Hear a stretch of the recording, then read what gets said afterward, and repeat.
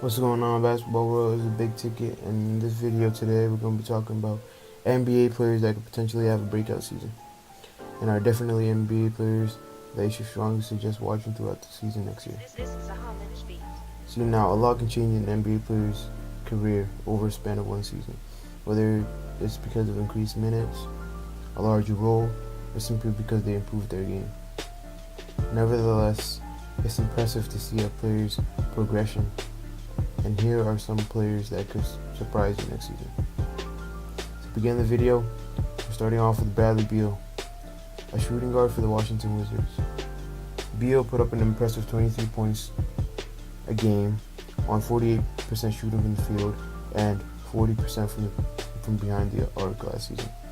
Beal is one of the best offensive players the league has to offer.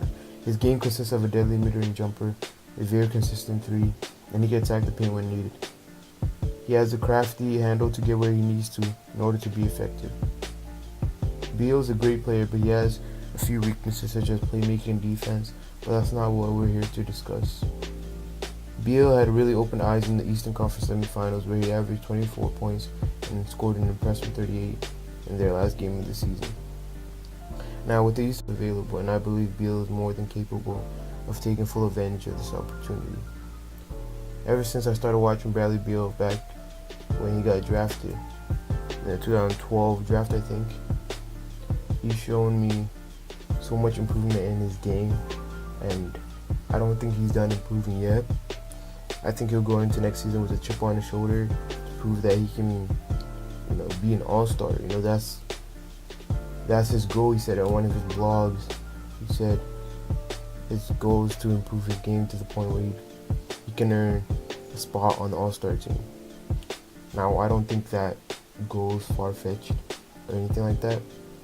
I believe he's more than capable of doing that, and next season I'll be keeping an eye on him to see what he changes in his game or what he improves. And you guys should too, because he's an interesting prospect in the NBA. He's a great scorer, a lethal scorer. There's a few things he needs to work on, but he's very efficient, very efficient. I've never seen a guy that has the ball in his hands this much as a second option and be this effective and efficient. He doesn't cry about the role. He actually embraces being second option behind John Wall, of course, and he actually does a good job taking the ball and doing duties off of John Wall and actually being that scorer they need and that closer in the fourth quarter, because obviously John Wall's not as good of a scorer. He can't shoot as well as Bradley Beal. So that's that, and he'll definitely be a player that you should be keeping an eye on as well, just like I will be. Moving on, we've got the former LA Laker D'Angelo Russell. Now, after the departure of D'Angelo, the Lakers officially gave the keys of the franchise to newly acquired rookie sensation Lonzo Ball. Los Angeles made this trade because of the concerns surrounding D'Angelo Russell's leadership qualities. Magic Johnson, the Lakers president, said earlier in a press conference, Russell wasn't a capable leader, and we needed somebody that was in order for them to get back to the winning ways that they're used to in Los Angeles. And he believed Ball fit all those criteria. Now he said all this completely ignoring the fact that he just disrespected their former number 2 overall pick.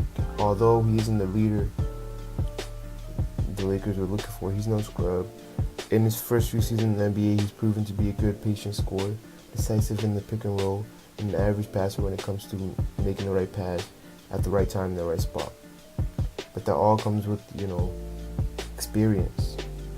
He's still a young player. Obviously he doesn't have the basketball IQ of Ben Simmons or Alonzo Ball, but he's not Alonzo Ball or Ben Simmons. He's a different player, of course, and it'll take him a little bit of time to develop that mindset and that leadership. But now that he's away from LA and all the drama, all the crazy Lakers fans putting unreal expectations on him, he can be himself and produce at an all-star level without teammates like a Nick Young, Lou Williams, and others that are not meant to be on a young and upcoming team. Now he can just lay back, play his style, and be a solid leader for Brooklyn and give them some hope and optimism as they haven't had since that KG trade with the Celtics. Now this is a reoccurring theme, but with the East obviously losing Kemba and Paul George, there's more spots available, and Russell could easily be a replacement for either spot. Lastly, we've got Henry Ellenson of the Detroit Pistons. Now this one is an interesting one in my mind because Ellenson is entering his sophomore season in the league, and he's kind of an under the radar player. Nobody really knows about him. Nobody really talks about him. Last year he didn't really do anything at all. He didn't really see any type of playing time. And whenever they decided to play him, he didn't look very ready. He didn't look skilled. He didn't look like he knew how to do anything on the basketball court. But the big man, Adam Marquette, has shown promise and really impressed me, along with other basketball fans with his play in this year's summer league so far. He's looked very polished, ready, and most importantly, confident. Very, very confident. He looked like a man amongst boys. He would take his time in the post, wouldn't hesitate on taking threes, in which he's taken a lot and has made a majority of them. So with the Pistons rebuilding, Ellenson can be a key piece next season, along with their other draft pick, who was Luke Kennard out of Duke. And Ellenson can really be a good player to have in the future. Obviously, they traded Marcus Morris for Avery Bradley, and that opens up more minutes, of course, for Ellenson.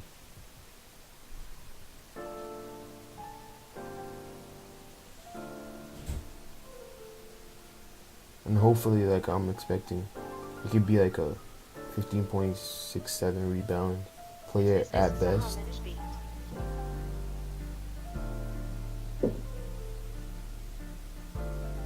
So that'll do it, guys. Thank you for the ones that made it through the whole video. Please leave a like if you enjoyed the video. Follow me on Twitter. I'm very active on there.